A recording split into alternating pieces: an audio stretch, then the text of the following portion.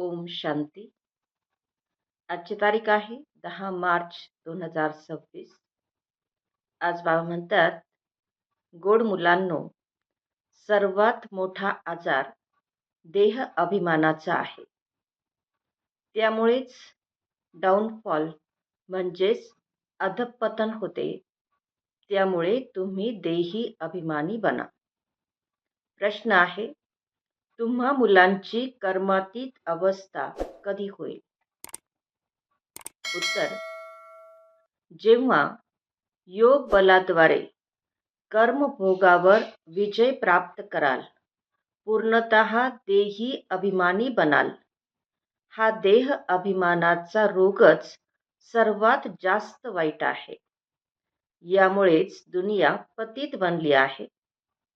देही अभिमानी बना, तर तो आनंद, तो नशा राहील. चलन म्हणजे वर्तन देखील सुधारेल. आजचं गीत आहे, रात के राही थक मत जाना, सुबह की मंजिल दूर नाही. ओम शांती. राही म्हणजे प्रवासी, याचा अर्थ तर मुलांनी ऐकला. याचा अर्थ तुम्हा मुलांना ब्रह्मामुख वंशावली ब्राह्मणांशिवाय बाकीचे तर कोणीही समजावून सांगू शकणार नाहीत. बाबा म्हणतात, तुमचे डाऊनफॉल झाले, अधःपतन का झाले? तुम्ही धर्मभ्रष्ट, कर्मभ्रष्ट का झालात? भारतच वर्थ नॉट पेनी म्हणजे कवडीतुल्य बनलात. या सर्वांचं कारण आहे ते म्हणजे देह अभिमान. देह अभिमानामध्ये आल्यानेच मनुष्य कवडीतुल्य बनतो. तर बाबा समजावून सांगतात की माझी जी मुलं शूद्रापासून बदलून आता ब्राह्मण बनतात, तर ती देखील पूर्णपणे देही अभिमानी बनत नाहीत. वारंवार देह अभिमानामध्ये येतात. तर हा आहे सर्वात जुना आजार, ज्यामुळे ही हालत झाली आहे. देही अभिमानी बनण्याची खूप मेहनत करावी लागते. जितके देही अभिमानी बनाल, तितकी बाबांची आठवण कराल. तर मग अथाह आनंद झाला पाहिजे. गायले पाहिजे, परवा होती पार ब्रह्ममध्ये राहणाऱ्या परमेश्वराची, आणि तो आता भेटला आहे. त्यांच्याकडून 21 जन्मांचा वारसा मिळत आहे. अजून काय पाहिजे? तुम्ही फक्त देही अभिमानी बना. मामेकम म्हणजेच बाबा म्हणतात, मज एकाची आठवण करा. भले गृहस्थ व्यवहारामध्ये राहा, परंतु माझी आठवण करा. तर बाबा म्हणतात की आठवण करणं खूप सोपं आहे. तर हे ब्रह्मा बाबा जे आहेत, तर ब्रह्मा बाबांवर खूप जबाबदाऱ्या आहेत. त्यांना किती काळजी लागून राहिलेली असते. भले समजतात की सर्व काही ड्रामा अनुसार होते, तरी देखील समजावून सांगण्यासाठी युक्त्या तर शोधाव्याच लागतात ना. म्हणून बाबा म्हणतात की तुम्हीच जास्त देही अभिमानी बनू शकता. जे ब्रह्मा बाबा म्हणतात की तुम्हीच जास्त देही अभिमानी बनू शकतात, कारण तुमच्यावर कोणतेही ओझे म्हणजे जबाबदारी नाहीये. बाबांवर तर जबाबदारी आहे. हेड आहेत ना, प्रजापिता ब्रह्मा. परंतु हे कोणालाच ठाऊक नाहीये की यांच्यामध्ये शिवबाबा बसले आहेत.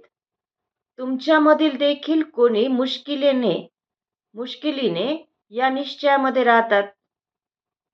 भारत हिऱ्या समान होता, तो मग कवडी समान कसा काय बनला? किती वर्ष लागली? आम्ही समजावून सांगतो. अशी पत्रके एरोप्लेन मधून खाली टाकू शकतात. बाबा म्हणतात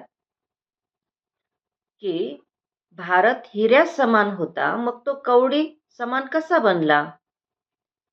ते बनायला किती वर्ष लागले? तर आम्ही समजावून सांगतो.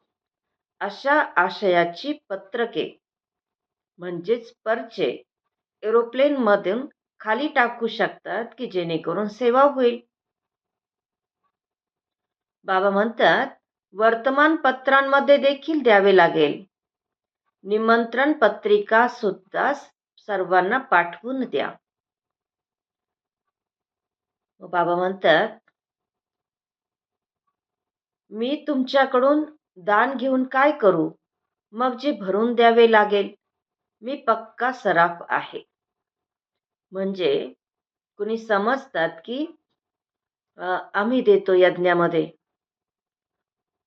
मग बाबा म्हणतात की तुम्ही जे करता ते तुमच्यासाठी करतात, त्याचं तुमचं भाग्य बनतं, त्याच्यातून सेवा होते. बाकी मी घेऊन काय करू? जे ब्रह्मा बाबा आणि शिव बाबा दोघंही म्हणतात की आम्ही घेऊन काय करू? मग शिव बाबा म्हणतात की घेऊन काय करणार की जे करून मग भरून द्यावं लागेल. तर मी पक्का सराफ आहे. अच्छा. गोड गोड खूप खूप वर्षांनंतर भेटलेल्या मुलांप्रती मातपिता बापदादांची प्रेमपूर्वक आठवण. सुप्रभात. आणि आत्मिक पित्याचा आत्मिक मुलांना नमस्ते. आणि आम्हा आत्मिक मुलांचा आत्मिक मातपिता बापदादांना प्रेमपूर्वक आठवण. सुप्रभात. नमस्ते. धारणेसाठी मुख्य सारांश आहे. देह अभिमानामध्ये येऊन कोणतेही उलटे सुलटे काम करायचे नाही. देही अभिमानी बनण्याचा पूर्णपणे पुरुषार्थ करायचा आहे. आपली सीरत म्हणजे आपले चारित्र्य सुधारत राहायचे आहे. दुसरा पॉइंट आहे, अतिशय गोड शीतल बनायचे आहे. आतमध्ये क्रोधाचे मोहाचे जे भूत आहे त्याला काढून टाकायचे आहे. वरदान, रिगार्ड देण्याचे रेकॉर्ड ठीक ठेवून खुशीचे महादान करणारे पुण्य आत्मा भव. विश्लेषण बाबा सांगतात, वर्तमान समय चारी बाजूंना रिगार्ड देण्याचे रेकॉर्ड म्हणजे आदर देण्याचे रेकॉर्ड ठीक करण्याची आवश्यकता आहे. हेच रेकॉर्ड मग चारी दिशांना वाजेल.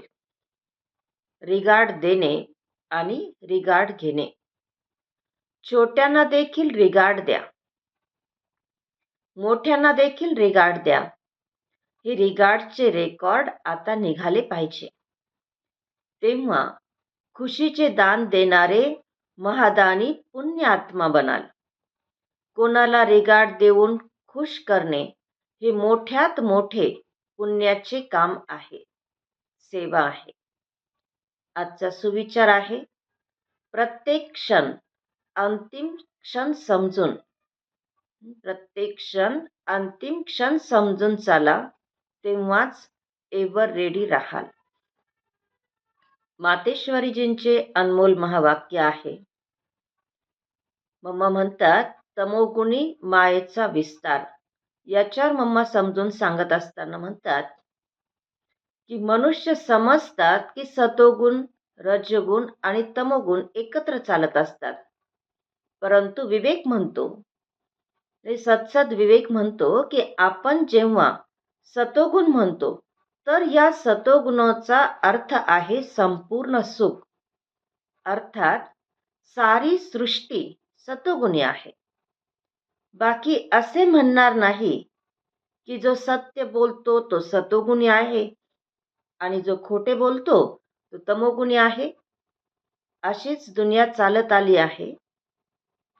आता जेव्हा आपण सतयुग म्हणतो तर याचा अर्थ आहे की साऱ्या सृष्टीवर सतोगुण सतोप्रधान पाहिजे. होय, कधी काळी सतयुग होते जिथे संपूर्ण संसार सतोगुणी होता आता ते सतयुग काही नाहीये. आता तर कलियुगी दुनिया अर्थात सृष्टीवर, संपूर्ण सृष्टीवर तमोप्रधानतेचे राज्य आहे. या तमोगुणी काळामध्ये मग सतोगुण कुठून आला? आता आहे घोर अंधकार, ज्याला ब्रह्माची रात्र म्हटले जाते. ब्रह्माचा दिवस आहे सतयुग आणि ब्रह्माची रात्र आहे कलयुग. तर त्यामुळे आपण दोघांना एकत्र करू शकत नाही. दुसरा पॉइंट मम्मा क्लिअर करतात. कलयुगी असार संसारामधून सतयुगी सारवाल्या दुनियेमध्ये घेऊन जाणे हे एका परमात्म्याचेच काम आहे. असार म्हणजे ज्याच्यामध्ये काहीही सार राहिला नाही, ताकद राहिली नाही. मम्मा म्हणतात, या कलियुगी संसाराला असार संसार का म्हणतात? कारण या दुनियेमध्ये कोणतेही सार राहिलेले नाहीत. कोणत्याही वस्तूमध्ये ती ताकद राहिलेली नाही. अर्थात सुख, शांती, पवित्रता नाही. सुख, शांती, पवित्रता या सृष्टीवर कधी काळी होती. आता ती ताकद राहिलेली नाही. कारण या सृष्टीमध्ये 5 भूतांची प्रवेशता आहे. म्हणजेच 5 विकारांची प्रवेशता आहे. म्हणूनच या सृष्टीला भयाचा सागर, भीतीचा सागर अथवा कर्मबंधनांचा सागर म्हणतात. म्हणूनच मनुष्य दुःखी होऊन परमात्म्याला बोलवत आहेत, परमात्मा आम्हाला या भवसागरातून पार करा. यावरून सिद्ध होते की जरूर कोणता अभय अर्थात निर्भयतेचा देखील संसार आहे, ज्यामध्ये मनुष्य जाऊ इच्छितात. म्हणूनच या संसाराला पापाचा सागर म्हणतात, ज्याला पार करून पुण्य आत्मा असणाऱ्या दुनियेमध्ये जाऊ इच्छितात. तर दुनिया 2 आहेत. एक सतयुगी सारवाली दुनिया आणि दुसरी आहे कलियुगी असार असणारी दुनिया. म्हणजे समय दुनिया एकच आहे, परंतु ज्या वेळेला सतयुगी सारवाली दुनिया आहे सुखाची आणि दुसरी कलियुगी असार असणारी दुनिया म्हणजे दुःखी दुनिया आहे, दोन्ही या सृष्टीवर असतात. आता परमात्मा ती सारवाली दुनिया स्थापन करत आहेत. अच्छा, ओम शांती. आजचा अव्यक्त इशारा आहे, निश्चयाच्या फाउंडेशनला मजबूत करून सदैव निर्भय आणि निश्चिंत रहा. जसा ज्ञानाचा सब्जेक्ट आहे तसा सेवेचा देखील सब्जेक्ट आहे. जो यामध्ये फेथफुल निश्चय बुद्धी आहे तोच वरच्या नंबरवर जाऊ शकतो. पहाटेपासून रात्रीपर्यंत आपला प्रोग्राम फिक्स करा. डेली डायरी बनवा. जसं मोठ्या लोकांची डायरी असते ना, रॉयल लोकांची डायरी असते की कधी काय करायचं सगळं ठरलेलं असतं, अपॉइंटमेंट दिलेली असते. तसं बाबा म्हणतात, डेली डायरी बनवा.